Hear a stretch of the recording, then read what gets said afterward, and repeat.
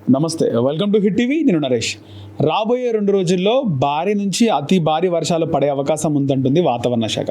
మనతో పాటు వాతావరణ శాఖ అధికారి శ్రీనివాస్ గారు ఉన్నారు, మాట్లాడదాం. సార్ నమస్తే అండి.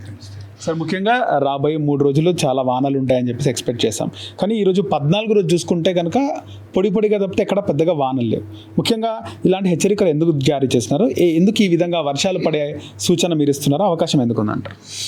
మనకి ఈ పశ్చిమ మధ్య బంగాళాఖాతం ప్రాంతంలో తూర్పు కోస్తా తీరానికి సమీపంలో నిన్న ఉదయం ఒక అల్పపీడన ప్రాంతం ఏర్పడింది. ఓకే. అలాగే మనకి ఒక ట్రఫ్ ఆఫ్ లో ప్రెషర్ ఓకే మనకి ఈశాన్య అరేబియన్ సముద్రం నుంచి తెలంగాణ మీదుగా ఈ అల్పపీడన ప్రాంతం వరకు కొనసాగుతుంది.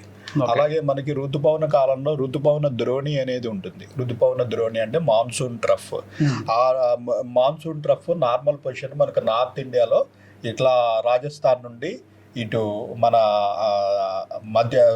తూర్పు ఉత్తర బంగాళాఖాతం వరకు కొనసాగుతూ ఉంటుంది. దానికి దక్షిణ దిక్కులో కూడా వర్షాలు పడతాయి. అయితే మనకి పశ్చిమ మధ్య బంగాళాఖాతంలో ఏదైనా అల్పపీడనం ఏర్పడితే ఈ ఋతుపవన ద్రోణి కూడా కిందకి దిగిపోతుంది. ఋతుపవన ద్రోణి కిందకి దిగినప్పుడు దానికి దక్షిణ భాగంలో బాగా వర్షాలు పడతాయి. సో ఈ 3 కూడా మనకి ఋతుపవన కాలంలో ఈ అల్పపీడన ప్రాంతానికి వెనకగా ఉన్న భూభాగంలో మంచిగా వర్షాలు పడటానికి చాలా అనుకూల పరిణామాలు. సో ఇలా వచ్చినప్పుడు మనకి చూస్తున్నాము 2 రోజులు బట్టి బాగా ముసురు పట్టినట్టు మొత్తం రాష్ట్ర వ్యాప్తంగా, ఒక రాష్ట్రం కాదు 2-3 రాష్ట్రాలు కూడా ఈ క్లౌడీనెస్ ఉంటుంది. ఈ ఉదయం నుంచి సాయంత్రం వరకు అలా క్లౌడీనెస్గా ఉంటాము. కొద్దిగా డ్రిజిల్ లైట్ రైన్ పడటము మార్నింగ్ మధ్యాహ్నం టైంలో, సాయంత్రం రాత్రి సమయాల్లో కొద్దిగా మోడరేటు భారీ వర్షాలు పడటం అనేది జరుగుతూ ఉంటుంది. సో ఈ కారణాల వల్ల మనకి రాగల 4-5 రోజుల వరకు కూడా తెలంగాణ వ్యాప్తంగా వర్షాలు పడే అవకాశం ఉంది. ఈరోజు రేపు కొన్ని జిల్లాల్లో మనకి అతి భారీ వర్షం అంటే 12 నుంచి 19 సెంటీమీటర్ల లోపు వర్షం పడితే మనం అతి భారీ వర్షం అంటాము. 7 నుంచి 12 సెంటీమీటర్ల వరకు భారీ వర్షం అంటాము. సో ఈరోజు రేపు మనం కొన్ని జిల్లాల్లో అతి భారీ వర్షాలకు కూడా వార్నింగ్ ఇవ్వడం జరిగింది. అతి భారీ వర్షం అంటే మనం ఆరెంజ్ వార్నింగ్ ఇస్తాం. ఈరోజు మనం నిజామాబాద్, నిర్మల్, జగిత్యాల, కరీంనగర్, పెద్దపల్లి, మంచిర్యాల, జయశంకర్ భూపాల్పల్లి, ములుగు మరియు మహబూబాబాద్ ఈ జిల్లాలకి ఆరెంజ్ వార్నింగ్. అంటే ఈ జిల్లాల్లో 1-2 చోట్ల 12 నుంచి 19 సెంటీమీటర్ల వరకు వర్షం పడే అవకాశం ఉంటుంది. మిగిలిన జిల్లాలోని మిగిలిన ప్రాంతాల్లో ఇంచుమించు 7-8 సెంటీమీటర్ల నుంచి 10 సెంటీమీటర్ల వరకు వర్షం పడే అవకాశం ఈ జిల్లాల్లో ఉంటుంది. మిగిలిన ఎల్లో వార్నింగ్ ఇచ్చిన జిల్లాల్లో మనకి నార్త్ తెలంగాణలోనే మళ్ళీ ఆదిలాబాదు, కొమరంభీము, అలాగే మన సిటీలోని 3 జిల్లాలు మేడ్చల్, మల్కాజ్గిరి, హైదరాబాదు, రంగారెడ్డి, మనకి పశ్చిమాన ఉన్న సంగారెడ్డి, వికారాబాదు, మెదక్, కామారెడ్డి, ఇటు భద్రాద్రి కొత్తగూడెం, ఖమ్మము, ఉమ్మడి వరంగల్ జిల్లా ఈ జిల్లాలకి ఎల్లో వార్నింగ్. ఎల్లో వార్నింగ్ అంటే మనకి 7 సెంటీమీటర్ల నుంచి 12 సెంటీమీటర్ల వరకు ఈ జిల్లాల్లో ఒక 2-3 చోట్ల పడే అవకాశం ఉంటుంది. మిగిలిన జిల్లా అంతా కూడా 2 నుంచి 4 సెంటీమీటర్లు, 4 నుంచి 5-6 సెంటీమీటర్ల వరకు ఆ జిల్లాల్లో పడే అవకాశం ఉంటుంది. మిగిలిన గ్రీన్ వార్నింగ్ ఇచ్చిన వాటిల్లో moderate rain, light to moderate rain అంటే 1 నుంచి 2 సెంటీమీటర్లు అలాగా లైట్ రెయిన్, డ్రిజిల్ ఇది పడే అవకాశం ఉంటుంది. ఈ రోజు ఈ మొత్తం రాష్ట్ర వ్యాప్తంగా అన్ని జిల్లాల్లోనూ ఎంతో కొంత రెయిన్ అయితే ఈ రోజు పడే అవకాశం ఉంది. అలాగే రేపు కూడా మనకి నార్త్ తెలంగాణలోని, అలాగే మన పశ్చిమాన ఈశాన్యంలో ఉన్న జిల్లాలకి మనం ఆరెంజ్ వార్నింగ్ ఇవ్వడం జరిగింది. మిగిలిన కొన్ని జిల్లాలకి మనం ఎల్లో వార్నింగ్ ఇవ్వడం జరిగింది.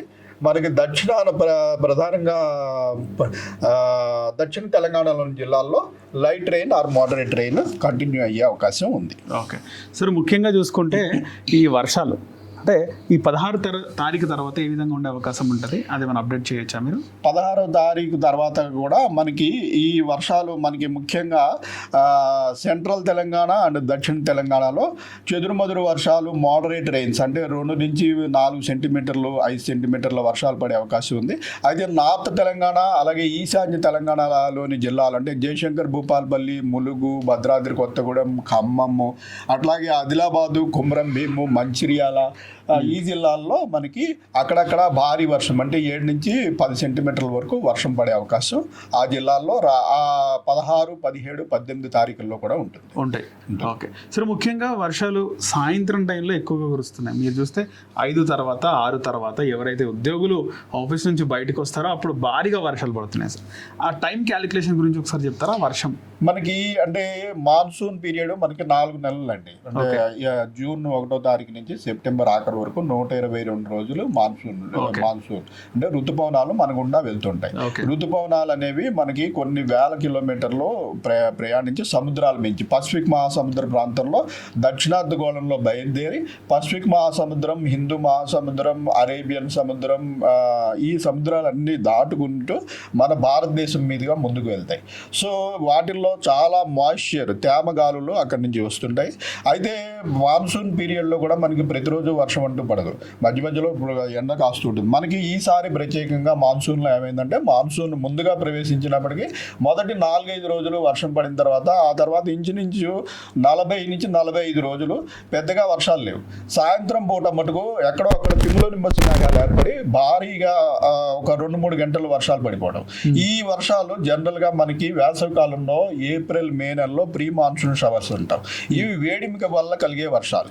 ఈ వేడిమి వల్ల కలిగే వర్షాలు మాన్సూన్ పీరియడ్లో మనకి రెయిన్ పడాలంటే ఇప్పుడు చెప్పినట్టుగా ఇలా మనకి సినాప్టిక్ ఫీచర్ అంటాం. అంటే మనకి ఈ పశ్చిమ మధ్య బంగాళాఖాతంలో ఏదైనా అల్పపీడనం కానీ ఉపరితల ఆవర్తనం అంటే అప్పర్ ఎయిర్ సైక్లోనిక్ సర్క్యులేషన్ కానీ ఏర్పడినప్పుడు ఈ వేగంగా పోతున్న మాన్సూన్ గాలులు దీని చుట్టూ యాంటీ క్లాక్ వైజ్లో తిరగడం ప్రారంభిస్తాయి. ఇవి యాంటీ క్లాక్ వైజ్లో తిరగడం ప్రారంభించినప్పుడు ఈ వెనకాల వచ్చే గాలుల్లో వేగం తగ్గిపోయి ఇక్కడ వెనకాల ఉన్న భూభాగం మీద మనకి మాయిశ్చర్ అక్యుములేషన్ అయ్యి బాగా క్లౌడ్ ఫార్మేషన్ జరిగి వర్షాలు పడతాయి. మనకి మాన్సూన్ పీరియడ్లో ప్రతి నెలలో ఒక 2-3 సార్లు ఇటువంటి పరిణామాలు ఉంటాయి. అయితే ఈసారి జూన్, జూలై నెలలో మనకి ఓన్లీ జూలై లాస్ట్ వీక్లో మటుకే ఇటువంటి పరిణామం వచ్చి జూలై లాస్ట్ వీక్లో మంచి వర్షాలు పడాయి. మిగిలిన పడిన వర్షాలన్నీ కూడా ఈ వేడిమి వల్ల మనకి క్లౌడీనెస్ ఉండదు. ఈ సినాప్టిక్ ఫీచర్ లేకపోతే మీకు ఇలా పొద్దున్న నుంచి సాయంత్రం వరకు క్లౌడీనెస్ ఉండదు.